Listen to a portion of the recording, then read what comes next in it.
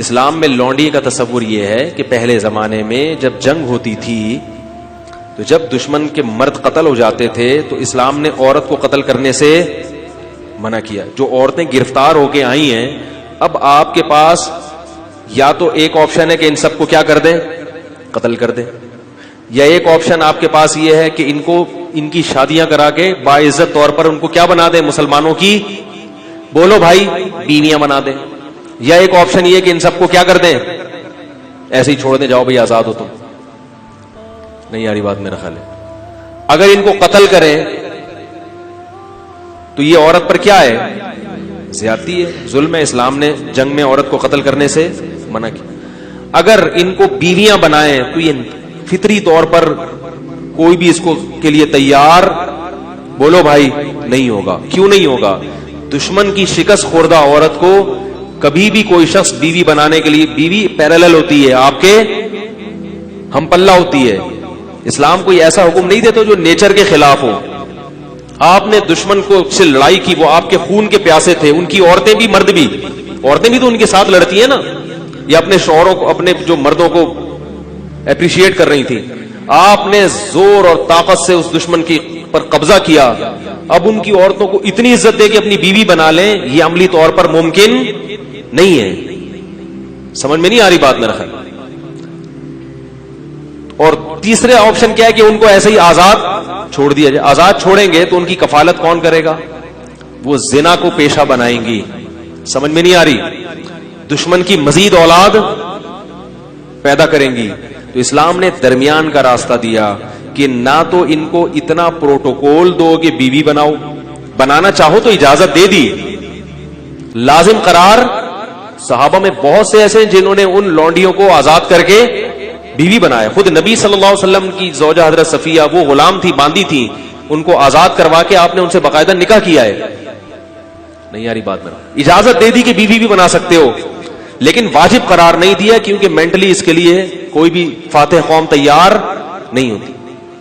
تو درمیان کا راستہ دے دیا کہ ان کو باندی بنا دیا جائے. کیا مطلب؟ یہ تمہاری خدمت گزار ہوں گی. اب یہ عملی طور پر ممکن نہیں ہے کہ ایک لڑکی کو, ایک خاتون کو, عورت کو آپ کے حوالے کیا جائے, آپ کا خادم بنا دیا جائے, اور پھر یہ بھی کہہ دیا کہ سارا نان نفقہ کس کے ذمے ہے. یعنی ریاست نے ان عورتوں کی ذمہ داری اپنے کندھوں پہ ڈالنے کے بجائے مجاہدین پر, ارے بولتے کیوں نہیں, تقسیم کر دی. ریاست اپنے ذمہ اگر ان کا نان نفقہ ڈالتی تو ریاست کو ان سے کوئی فائدہ نہیں تھا. اور ان عورتوں میں بھی تو سیکچوئل ڈیزائرز ہوتی ہیں. اب دیکھو کشمیر میں جب زلزلہ آیا بالاکوٹ میں, کئی ٹرسٹ بن گئے. میں اس وقت چیخ رہا تھا, حالانکہ میں بہت چھوٹا تھا اس وقت عمر میں چیخ رہا تھا کہ اس وقت مہم چلاؤ, یہ عورتیں جن کے مرد قتل ہو گئے ہیں یا بیچارے شہید ہو گئے ہیں زلزلے میں, ان کی شادی کا کوئی انتظام. سب سے بہتر عورت کی کفالت کا طریقہ کیا ہوتا ہے؟ کسی مرد کے حوالے کر دی جائے اور اس مرد پر اس کی ذمہ داری ڈال دی جائے, اور اس مرد کے بھی مفاد اس سے وابستہ کر دیے جائیں. لیکن ہمارے ان چیزوں پہ کوئی بات بھی کرے تو کیا ہوتا ہے, اس کو بیوقوف سمجھتے ہیں لوگ. عیدی سینٹر حل تھوڑی ہے ان مسائل کا. تو اسلام نے یہ نہیں کہا کہ ریاست ان کی ذمہ داری اٹھائے گی. اسلام نے کیا کیا, وہ مجاہدین پر اس کو تقسیم کر دیا اور باندی بنا دیا کہ تم اس کے مالک ہو. سمجھ رہے ہیں؟ اور اس مالک ہونے کا تم کیا فائدہ اٹھاؤ گے کہ یہ تمہاری خدمت کرے گی, اور یہ کیا فائدہ اٹھائے گی کہ اس کی ساری زندگی ذمہ داری بولو بھائی نان نفقہ کس کے کندھوں پر ہے؟ تمہارے کندھوں پر. تو اس سے بہتر صورت ممکن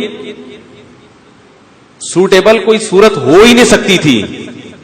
پھر اسلام نے اتنے حقوق دے دیے کہ مجاہدین کی باندی تو بنا دیا, تو اب یہ نہیں ممکن تھا کہ اس سے سیکچوئل ریلیشن کو ناجائز قرار دے دیا جاتا, کیونکہ عملی طور پر ایسا ممکن کہ اس کو کہیں اور شادی سے بھی منع کر رہے ہیں آپ, اور آپ کے گھر میں بھی ہے وہ, اور آپ اس سے, اور اس میں بھی تو یہ اللہ نے خواہش رکھی ہے نا, اس کا بھی فائدہ ہے کہ مولا کو اس سے ریلیشن قائم کرنے کی اجازت دی جائے. اور پھر اس کے وہی احکام دے دیے جو نکاح کے ہوتے ہیں کہ کوئی اور مرد اس کو ہاتھ بولو بھائی.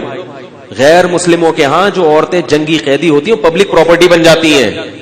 وہ اس کو تو دیکھ رہے ہیں کہ اسلام نے باندی بنایا, اس کو نہیں دیکھتے کہ ہم باندی نہیں بناتے مگر پبلک کی کیا بناتے ہیں, پراپرٹی بنا دیتے ہیں. اور اگر اس کو نہیں بناتے تو اس کی سیکچوئل ڈیزائر کا کیا حال ہے پھر آپ کے پاس؟ کیسے سمجھائیں بھائی؟ بھائی اگر نہیں بناتے پبلک پراپرٹی تو اس کی جو ڈیزائرز ہیں وہ کیسے پوری ہوں گی؟ تو اسلام نے بہترین حل دیا تھا کہ ان کو بیوی نہ بناؤ بلکہ کیا بنا دو؟ باندی بنا دو، اور ساری ذمہ داری کس پہ ڈال دو؟ اس کے مولا کے کندھوں پہ ڈال دو. اس سے پھر اس کو کچھ پروٹوکول بھی دیے اسلام نے. وہ پروٹوکول کیا دیے؟ نمبر 1، قرآن نے کہا کہ قسم کھا کے اگر توڑ دے تو غلام یا باندی آزاد کرنی پڑے گی. اگر قسم کھا کے آپ نے توڑ دی، آپ کی ملکیت میں اگر باندی یا غلام ہے تو وہ آزاد کیے بغیر کفارہ ادا.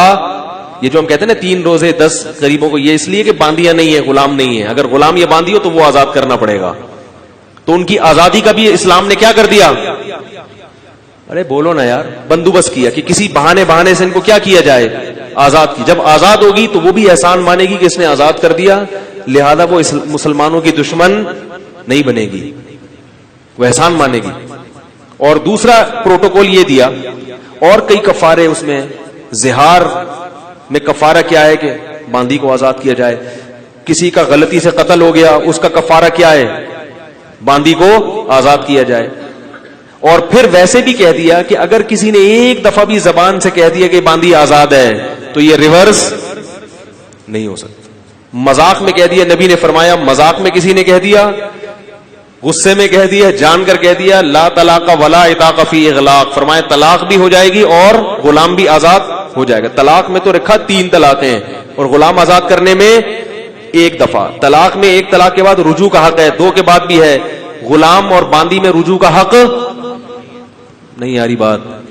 تبھی غیر مسلموں میں جنہوں نے اسلام کا وسیع مطالعہ کیا ہے وہ کہتے ہیں اسلام نے غلامی کو ختم کیا ہے، اسلام نے غلامی کو پروموٹ. اس زمانے میں سب غلام بنائے کرتے تھے، اسلام واحد مذہب ہے جس نے غلامی سے آہستہ آہستہ انسانیت کو آزاد کیا ہے. ایسے قوانین بنا دیے. اور پھر ایک پروٹوکول باندی کو یہ دیا کہ اگر مولا کی اس سے اولاد ہو گئی تو اب اس باندی کو فروخت نہیں کیا جا سکتا. مولا کے مرنے کے بعد یہ باندی، بولو بھائی، آزاد ہو جائے گی.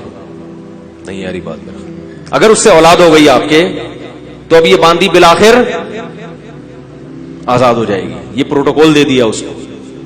اور ایک عقد مکاتبت کی ترغیب دے دی قرآن نے کہ غلام یا باندی سے یہ عقد کیا جائے گا کہ اگر تم نے اتنے پیسے کما کے مجھے دے دیے تو تم کیا ہو؟ آزاد ہو. اور پھر حکم دیا مسلمانوں کو کہ جو غلام اپنے مولا کے ساتھ ہی ایگریمنٹ کر لے اس کے ساتھ کیا کرو؟ تعاون کرو. اس کو زکوٰۃ کا پیسہ بھی دیا جائے گا، اس کے ساتھ تعاون کیا جائے گا تاکہ یہ مولا کو اتنے پیسے دے کے اپنی کیا کرے. نہیں یاری بات میرا خیال، جان چھڑائے. صحیح ہے. یہ